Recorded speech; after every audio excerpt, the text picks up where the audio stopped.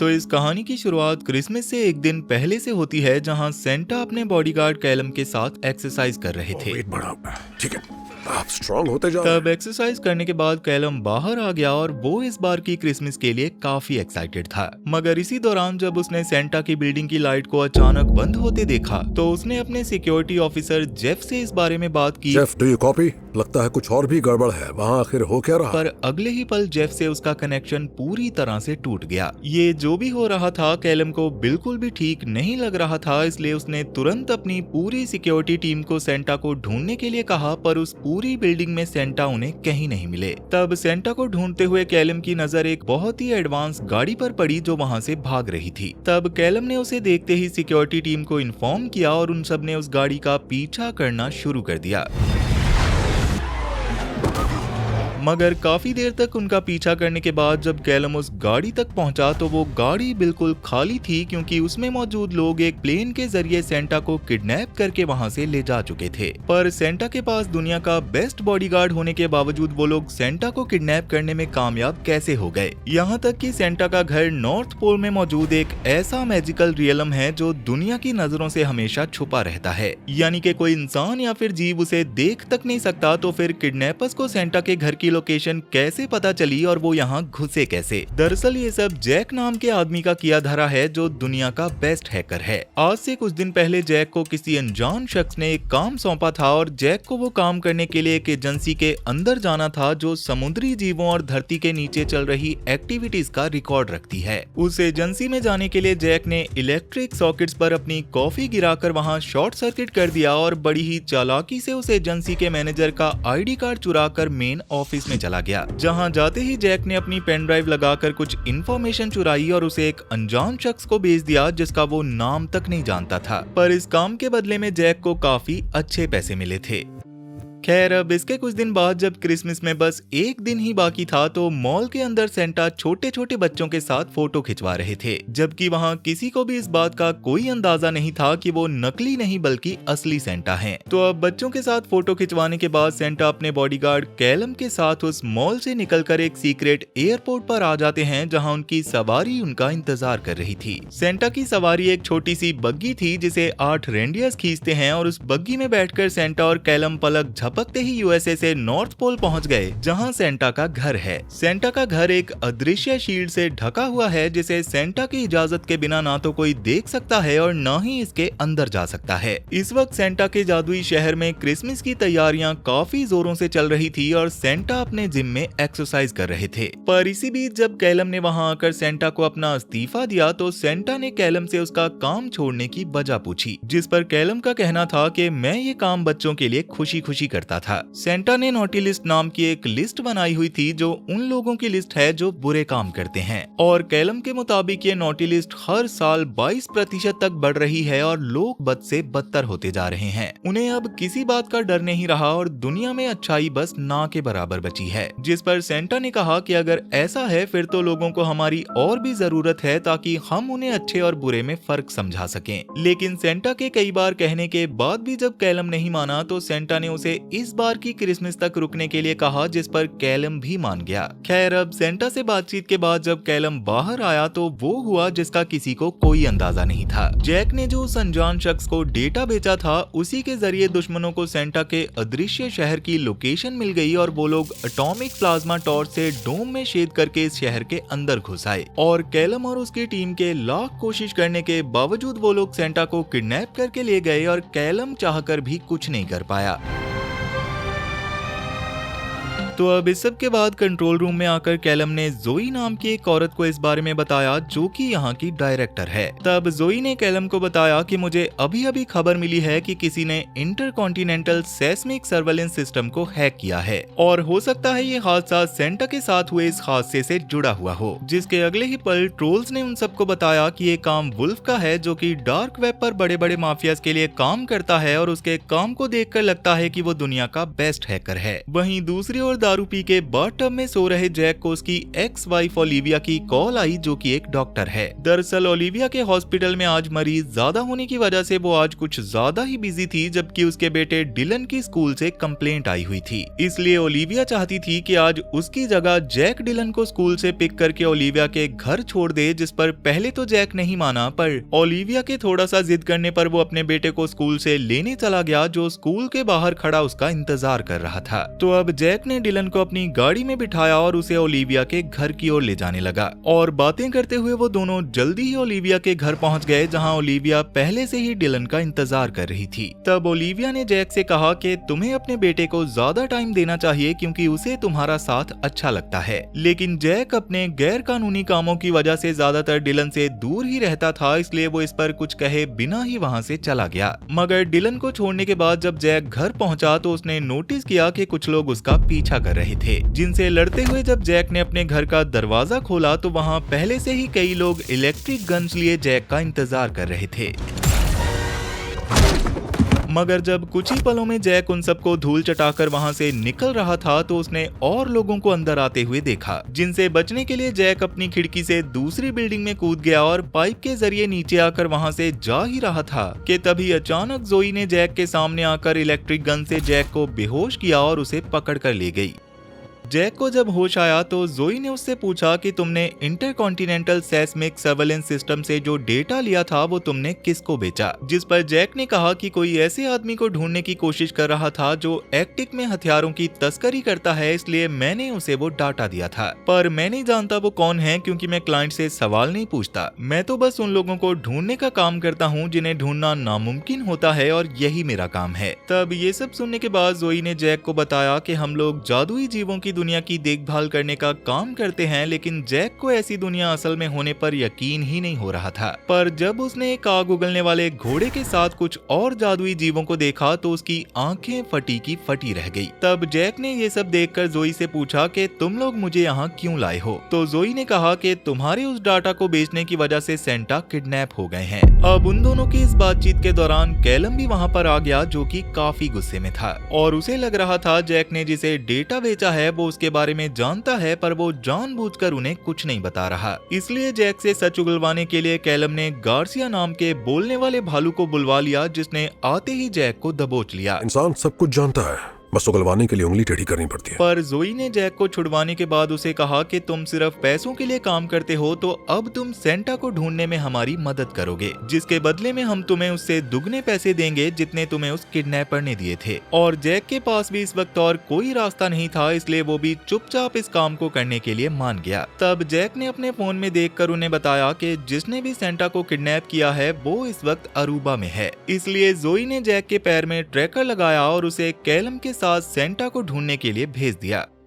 वहीं सेंटा को जब होश आया तो वो एक जादुई पिंजरे में थे और उनके सामने ग्रिला नाम की एक लड़की खड़ी थी, जिसने सेंटा से कहा कि दुनिया का हाल बहुत बुरा है, इसलिए मैं उनमें डर पैदा करूंगी। मैं एक ही रात में कुछ ऐसा करूंगी जो आप कभी नहीं कर पाए। और इतना कहकर ग्रिला ने उस पिंजरे की मदद से सेंटा की जादुई शक्ति खींचना शुरू कर दिया। पर आखिर ये ग्रिला कौन है और ये करना क्या चाहती है, कहानी से जुड़े रहोगे तो जान जाओगे। दूसरी ओर सेंटा को ढूंढने के मिशन पर जा रहा कैलम जैक को एक खिलौनों की दुकान पर ले आया और उसने जैक को अपनी पसंद की गाड़ी उठाने को कहा, जिसके बाद कैलम ने उस दुकान में मौजूद एक दरवाजा खोला और उस दरवाजे के जरिए जैक के साथ उस दुकान से किसी दूसरी जगह पर पहुंच गया। और जैक के पूछने पर उसने बताया कि खिलौनों की ये दुकानें असल में नॉर्थ पोल में अलग अलग जगह पर जाने के पोर्टल्स हैं। अब जैक इस सबसे हैरान हो ही रहा था कि तभी कैलम ने जैक के हाथ से उसकी गाड़ी वाला खिलौना लेकर जमीन पर रखा और देखते ही देखते अपने हाथ में पहने हुए जादुई गैजेट से उस खिलौने को एक असली गाड़ी में बदल दिया, जिसे देखकर जैक की आंखें फटी की फटी रह गई। खैर, अब बातें करते हुए जैक और कैलम उस गाड़ी में बैठकर एक बीच पर आ गए, जहां उन्हें टेड नाम का वो आदमी मिलने वाला था जिसे जैक ने वो डेटा बेचा था। लेकिन यहाँ टेड के साथ उसके 3 बॉडीगार्ड मौजूद थे, इसलिए जैक ने कैलम से कहा कि हमें टेड के पास इनसे छुप कर जाना चाहिए। मगर कैलम जैक की बात माने बिना सीधा टेड की ओर बढ़ने लगा, पर टेड के बॉडीगार्ड कैलम को घेर कर उसे वापस जाने के लिए कहने लगे। पर जब कैलम ने उनकी बात नहीं मानी तो वो बॉडीगार्ड उसे मारने की कोशिश करने लगे, पर ऐसा करना उन पर ही भारी पड़ गया क्योंकि कैलम ने बड़े ही आराम से उन बॉडीगार्ड्स को धूल चटा दी।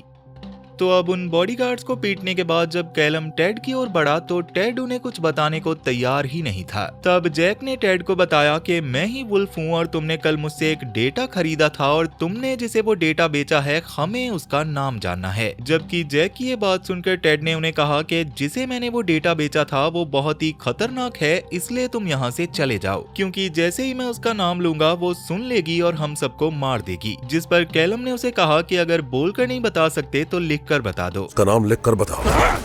लेकिन जैसे ही टेड ने रेत पर उसका नाम लिखा तो जैक ने उसे पढ़ लिया और जैक के वो नाम लेते ही उसकी आवाज ग्रिला तक पहुंच गई, क्योंकि वो एक विच है। तब जैक के ग्रिला का नाम लेते ही वहां का मौसम पूरी तरह से बदल गया और ग्रिला अपनी जादुई शक्तियों से टेड के शरीर पर कब्जा करके कैलम से बात करने लगी। उसने कैलम से कहा कि मैं तुम लोगों को सेंटा वापस नहीं करने वाली, क्योंकि मैं कल उनकी ताकत से उन सबको सजा देने वाली हूँ जो नॉटी लिस्ट में आते हैं। तब कैलम ने ग्रिला से कई बार सेंटा को छोड़ने को कहा, लेकिन ग्रिला अपनी बात पूरी होते ही वहां से चली गई और टेड बेहोश होकर जमीन पर गिर पड़ा। अब इस सब के बाद जब टेड को होश आया तो वो इस सब से इतना ज्यादा डर चुका था कि वो कैलम और जैक को जल्दी से यहाँ से निकलने को कहने लगा। लेकिन इसी बीच समंदर के अंदर से एक आइसक्रीम ट्रक बाहर आया, जिसके अंदर से 3 बड़े बड़े स्नोमैन निकले जो दिखने में काफी डरावने थे और उन्हें देखकर बीच पर मौजूद लोगों में भगदड़ मच गई। तब जैसे ही उन स्नोमैन्स ने हमला किया वैसे ही टेड का एक बॉडीगार्ड बर्फ बन गया, जिसे देखकर कैलम ने जैक से टेड का ध्यान रखने को कहा, क्योंकि वही सेंटा तक पहुंचने की उनकी आखिरी उम्मीद था। जिसके बाद कैलम उन स्नोमैन्स का सामना करने लगा और जैक टेड को और खुद को बचाने की कोशिश में लग गया। लेकिन इसके बावजूद एक स्नोमैन टेड को बर्फ बनाने में कामयाब हो चुका था।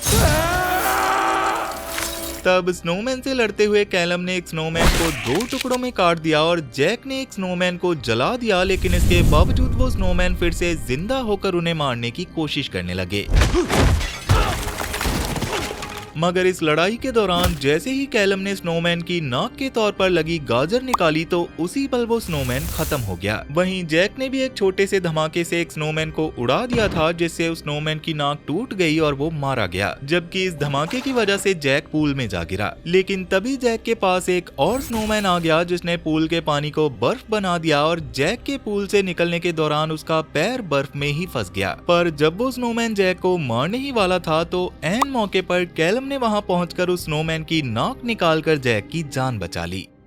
दूसरी ओर ग्रिला ने सेंटा की चुराई हुई ताकत से एक स्नो ग्लोब बनाया और उसे नॉटी लिस्ट के सबसे पहले नाम वाले आदमी की गाड़ी में रखवा दिया, और जैसे ही उस आदमी ने उस ग्लोब को छुआ तो वो उस ग्लोब में कैद हो गया। पर ग्रिला के मुताबिक वो आदमी उस ग्लोब के जरिए गायब होकर उसके पास आना चाहिए था, जबकि वो गायब होने के बाद भी वहीं पर था, जिसे देखकर ग्रिला समझ गई कि उनकी मशीन में कोई दिक्कत है, इसलिए उसने जल्दी से अपने आदमियों को उस मशीन को ठीक करने का ऑर्डर दे दिया। वहीं उस स्नोमैन वाले हादसे की जगह पर जोई अपनी टीम लेकर पहुंच चुकी थी, जिसका कहना था कि जरूर टेड के पास कोई जरूरी जानकारी होगी, इसीलिए ग्रिला ने उसे मरवा दिया। इसके साथ ही जोई ने नॉर्थ पोल के एक सीसीटीवी की फुटेज कैलम और जैक को दिखाई, जिसमें ग्रिला को साफ देखा जा सकता था। तब कैलम के कहने पर जोई उसे ऐसी जगहों के बारे में बताने लगी जहां बिना इजाजत के जादू का इस्तेमाल किया गया हो, और चेक करने पर उन्हें पता चला कि ऐसे हादसे 8 दिन पहले जर्मनी में हुए हैं, जहां सेंटा का सौतेला भाई क्रैम्पस रहता है। जिसे सुनकर कैलम ने कहा कि ग्रिला क्रैम्पस से मिली हुई हो सकती है, क्योंकि उनसे हुई संधि के मुताबिक ना तो वहां से कोई यहाँ आ सकता है और न ही यहाँ से कोई वहां जा सकता है। इसलिए हमें जल्दी से जर्मनी जाकर इसके बारे में पता लगाना होगा, क्योंकि हमारे पास बस 17 घंटे का ही वक्त बचा है। खैर, अब जर्मनी जाते वक्त जब कैलम ने जैक से डिलन के बारे में पूछा तो जैक ने बताया कि ओलिविया के साथ मेरी कभी बनी ही नहीं, इसलिए हम अलग हो गए। जिसके बाद ओलिविया ने दूसरी शादी कर ली और वो खुद भी एक डॉक्टर है, पर मैं उतना अच्छा आदमी नहीं हूँ, इसलिए मैं ज्यादातर डिलन से दूर ही रहता हूँ, क्योंकि मेरी संगत डिलन के लिए बिल्कुल भी अच्छी नहीं है और न ही मेरे साथ उसका कोई फ्यूचर है। इसके बाद जब जैक ने कैलम से सेंटा और क्रैम्पस के रिश्ते के बारे में पूछा तो कैलम ने बताया कि शुरुआत में वो दोनों भाई एक साथ ही काम करते थे। सेंटा सभी अच्छे बच्चों को गिफ्ट देते थे और क्रैम्पस उनका हिसाब रखने में मदद करता था। पर इसके बाद क्रैम्पस ने बदमाश बच्चों की लिस्ट बनाना शुरू कर दी, जबकि सेंटा को उसका ऐसा करना बिल्कुल भी अच्छा नहीं लगा। लगा था, लेकिन क्रैम्पस को इसमें मजा आ रहा था, इसलिए उसने उस लिस्ट के बच्चों को सजा देना शुरू कर दिया। पर इससे सेंटा क्रैम्पस से बहुत नाराज हुए और उन्होंने उससे वो लिस्ट छीन ली, जिसके लिए क्रैम्पस ने सेंटा को कभी माफ नहीं किया। मगर इसके बाद क्रैम्पस को ग्रिला से प्यार हो गया, क्योंकि उसे भी बच्चों को सजा देना बहुत पसंद था, जिसके बाद वो दोनों कई सालों तक साथ रहने के बाद अलग हो गए।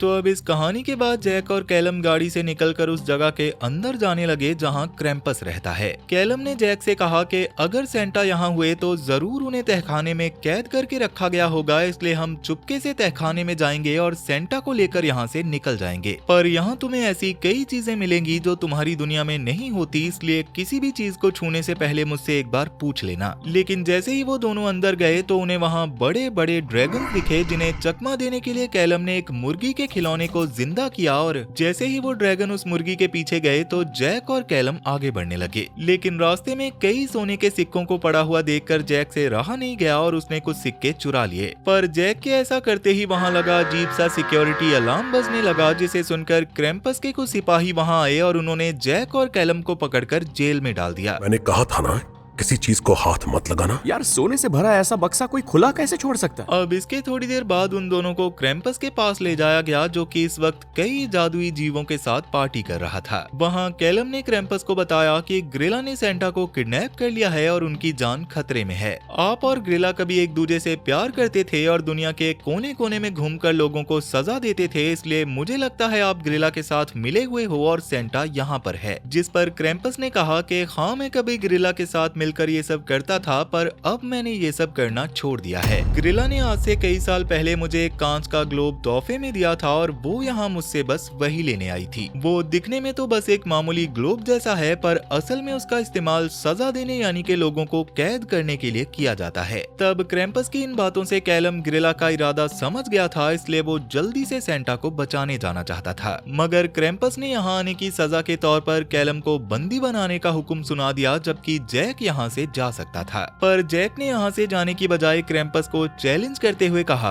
कि अगर मेरा दोस्त कैलम आपको आपके फेवरेट गेम क्रैम्पस लैब में हरा देता है तो आप हमें यहाँ से जाने दोगे, पर अगर कैलम हार गया तो आप जिंदगी भर हम दोनों को अपनी कैद में रख सकते हो। और क्रैम्पस भी खुशी खुशी जैक के इस चैलेंज के लिए राजी हो गया। दरअसल इस गेम में क्रैम्पस और कैलम दोनों को बारी बारी एक दूसरे को थप्पड़ मारना था, और जो इसमें पहले बेहोश हुआ या मारा गया वो इस गेम को हार जाएगा। तो अब इस गेम के रूल्स के मुताबिक पहला थप्पड़ कैलम ने मारा, पर क्रैम्पस को इससे कोई खास फर्क नहीं पड़ा। मगर इसके बाद जब क्रैम्पस की बारी आई तो उसके एक ही थप्पड़ से कैलम नीचे गिर गया।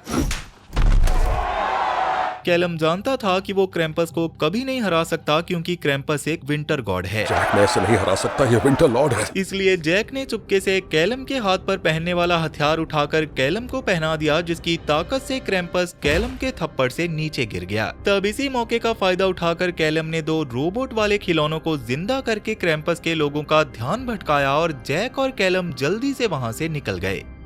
खैर अब वहां से बाहर आकर कैलम ने अपनी जान बचाने के लिए जैक का शुक्रिया अदा किया, जिसके बाद जैक ने कैलम से पूछा कि आखिर ग्रिला करना क्या चाहती है। पर ग्रिला का नाम लेते ही ग्रिला को पता चल गया कि जैक और कैलम उसके प्लान के बारे में जान चुके हैं, इसलिए उन्हें रोकने के लिए ग्रिला ने एक प्लान बनाया, जिसके मुताबिक जब जैक और कैलम गाड़ी के जरिए वहां से निकल रहे थे तो अचानक उनके सामने एक पियानो आ गया, जिस पर जैक के लिए एक गिफ्ट रखा हुआ था। और जैसे ही कैलम ने उस गिफ्ट बॉक्स को खोला तो उसके अंदर वैसा ही एक स्नो ग्लोब था, जिसके अंदर वो लोगों को कैद करके सजा देना चाहती है। पर क्योंकि जैक ग्रिला के इस प्लान के बारे में पहले से ही जानता था, इसलिए वो उस गिफ्ट को छूने से मना कर रहा था। लेकिन तभी अचानक जैक को डिलन की वीडियो कॉल आई, जिसमें डिलन ने जैक से कहा कि अगर आपको मेरे कॉन्सर्ट में नहीं आना तो मत आइए, पर मुझे ऐसे फालतू गिफ्ट नहीं चाहिए जैसा आपने भेजा है। दरअसल ग्रिला ने डिलन को भी जैक के नाम से वैसा ही ग्लोब भेजा था, जिसे छूते ही डिलन वहाँ से गायब हो गया।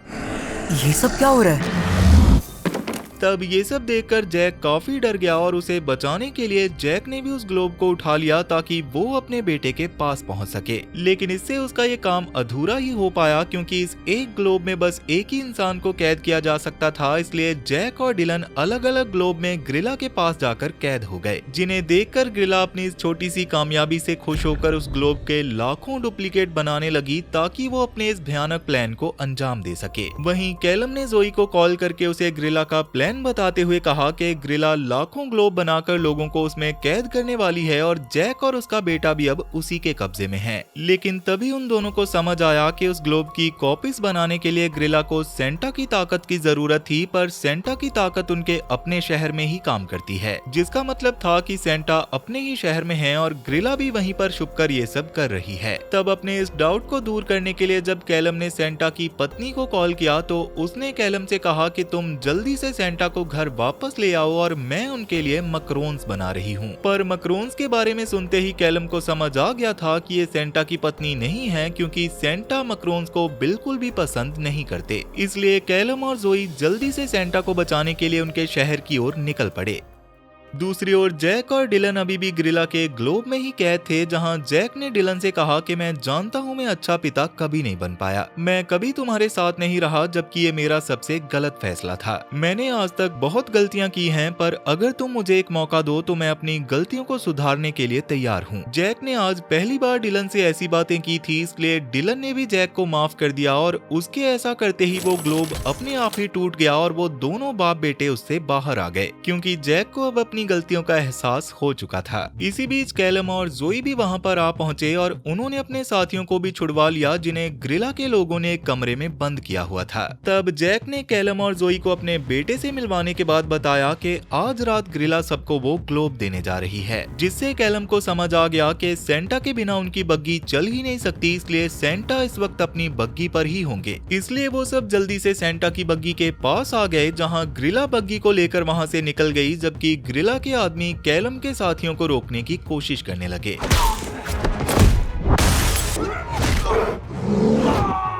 लेकिन कैलम और जैक किसी तरह ग्रिला को रोकने के लिए बग्गी पर चढ़ गए, लेकिन ग्रिला ने बड़े ही आराम से उन्हें बग्गी से फेंक दिया, जिससे जैक रेंडियस पर और कैलम बग्गी के पीछे लटक गया। तब जैसे तैसे जैक ने रेंडियस को बग्गी से अलग कर दिया, जिसकी वजह से बग्गी क्रैश हो गई और ग्रिला उस पुल से नीचे गिर गई। पर जैसे ही कैलम ने बग्गी में मौजूद सेंटा को होश में लाने की कोशिश की तो सेंटा तो होश में नहीं आया, पर ग्रिला अपने असली रूप में उनके सामने आ गई। लेकिन ग्रिला के उन पर हमला करने से पहले ही वहां पर क्रैम्पस आकर ग्रिला को रोकने की कोशिश करने लगा, मगर ग्रिला ने पल भर में क्रैम्पस को भी धूल चटा दी, जिसके बाद वो कैलम को पीटने के बाद उसे मारने ही वाली थी। पर तभी सेंटा को होश आ गया, जिनकी एक पुकार पर सेंटा के रेंडियस दौड़े चले आए और उन्होंने ग्रिला को उसी के ग्लोब्स में फेंक दिया, जिसको छूते ही ग्रिला अपने ही बनाए हुए ग्लोब में कैद हो गई। जिसके बाद सेंटा ने क्रैम्पस को भी उनकी मदद करने के लिए शुक्रिया कहा और क्रैम्पस वहां से चला गया। तो अब इतना कुछ होने के बाद फाइनली सेंटा अपने घर वापस आकर बच्चों को क्रिसमस के तोहफे देने जाने के लिए तैयार हो गए। लेकिन इस बार सेंटा ने जैक और डिलन को भी अपने साथ इस सफर पर जाने का मौका दिया, जिससे जैक और डिलन भी काफी खुश थे। और इसी हैप्पी एंडिंग के साथ हमारी ये कहानी भी यहीं पर खत्म हो जाती है। तो वीडियो पसंद आई हो तो वीडियो को लाइक जरूर करना, और अगर तुम इस चैनल पर पहली बार आए हो तो जल्दी से इस चैनल को सब्सक्राइब कर लो, क्योंकि इस चैनल पर ऐसी बहुत सारी इंटरेस्टिंग वीडियोस आने वाली हैं। तो चलो फिर मैं अब आपसे मिलूंगा ऐसी ही एक और इंटरेस्टिंग वीडियो के साथ, और तब तक के लिए टाटा और गुड बाय।